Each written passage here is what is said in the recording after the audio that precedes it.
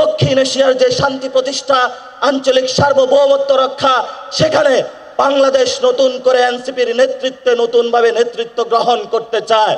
আপনারা জানেন আমাদের যেই পররাষ্ট্রনীতির ক্ষেত্রে আমাদেরকে শুধু একটি দেশের দাস বানিয়ে রাখা হয়েছিল, যেই দাসের মূল্যস্বরূপ আমার ভাই বোনদেরকে খুন করে ভারত সরকার খুনি হাসিনাকে আশ্রয় দিয়েছিল। কিন্তু আমরা গণ অভ্যুত্থান পরবর্তী বিশ্ব মঞ্চে নতুনভাবে বাংলাদেশকে হাজির করতে চাই। বিশ্ব মঞ্চে বাংলাদেশের যে সম্ভাবনা রয়েছে, তরুণ প্রজন্মের যে সম্ভাবনা রয়েছে, আমাদের নারীদের যে সম্ভাবনা রয়েছে, বাংলাদেশের বৈচিত্র্যের যে সম্ভাবনা রয়েছে, বাংলাদেশের কৃষ্টি কালচারের যে সম্ভাবনা রয়েছে, বাংলাদেশের মুসলমানদের যে সম্ভাবনা রয়েছে, বাংলাদেশের ইসলামিক জনগণের যে সম্ভাবনা রয়েছে, সেই সম্ভাবনাগুলো আমরা বিশ্ব মঞ্চে হাজির করতে চাই। প্রিয় উপস্থিতি, বাংলাদেশ যদি বিশ্ব মঞ্চে হাজির হয়, সেইখানে নতুনভাবে আমরা চিন্তা করব। কোনো দাসভিত্তিক বিশ্ব মঞ্চে আমরা বিশ্বাসী নয়। আমরা সমতা, ন্যায্যতা, অধিকারের প্রশ্নে কোনো আপোষহীনভাবে বিশ্ব মঞ্চে উপস্থিত হতে চাই। আমরা আমাদের এখানে রোহিঙ্গা সংকট থেকে শুরু করে গাজা সংকট, কাশ্মীর সংকট, ইয়ামিন সংকট থেকে শুরু করে বিশ্বের যে জায়গায় নিপীড়িত মানুষ রয়েছে, তাদের সাথে আমাদের পররাষ্ট্রনীতির প্রথম ধাপ সংযোগ হবে।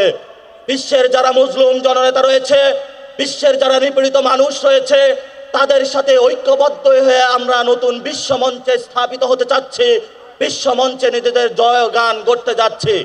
আপনারা জানেন বাংলাদেশে আমরা গত 50 বছরে কোনো একটি দল বলি, দুটি দল বলি, সংবিধান বলি, সর্বক্ষেত্রে এক বা দুইটি দেশ বা তিনটি দেশ বা বিদেশি সাহায্য নির্ভর বা জাতিসংঘের যে সিকিউরিটি কাউন্সিল রয়েছে, সেগুলোর বাহিরে গিয়ে পৃথিবীতে অন্যান্য রাষ্ট্র যে বিরাজ করে, সেই বিরাজমান রাষ্ট্রগুলোর সাথে আমরা কখনো সম্পর্কের ভিত্তিতে নতুন একটি দেশ যে চিন্তা ভাবনা করতে পারবো, তা পলিটিক্যাল যারা কমিউনিটি রয়েছে, রাজনৈতিক নেতৃবৃন্দ রয়েছে, তাদের মধ্যে সেই মনোমজগতে আমরা কখনো সেই শুভবুদ্ধির উদয় দেখি নাই।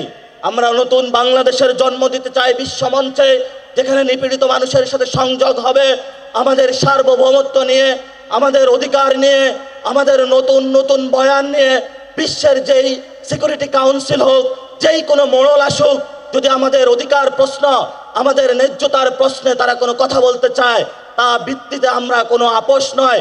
নতুন বাংলাদেশ, নতুন বিশ্ব মঞ্চ গঠনে আমরা নতুনভাবে আবির্ভূত হব। সংগ্রামী জনতা এবং উপস্থিতি, আপনারা জানেন দক্ষিণ এশিয়াতে আমরা একটি জাতিগত বৈষম্যের মধ্য দিয়ে যাচ্ছি। এখানে দলিতদেরকে নিপীড়ন করা হয়েছে, মুসলমানদেরকে নিপীড়ন করা হচ্ছে, বাঙালিদেরকে নিপীড়ন করা হচ্ছে, বিভিন্ন জায়গায় যারা জাতিগোষ্ঠী রয়েছে তাদেরকে নিপীড়ন করা হচ্ছে। দক্ষিণ এশিয়ার যে শান্তি প্রতিষ্ঠা, আঞ্চলিক সার্বভৌমত্ব রক্ষা, সেখানে বাংলাদেশ নতুন করে এনসিপির নেতৃত্বে নতুনভাবে নেতৃত্ব গ্রহণ করতে চায়।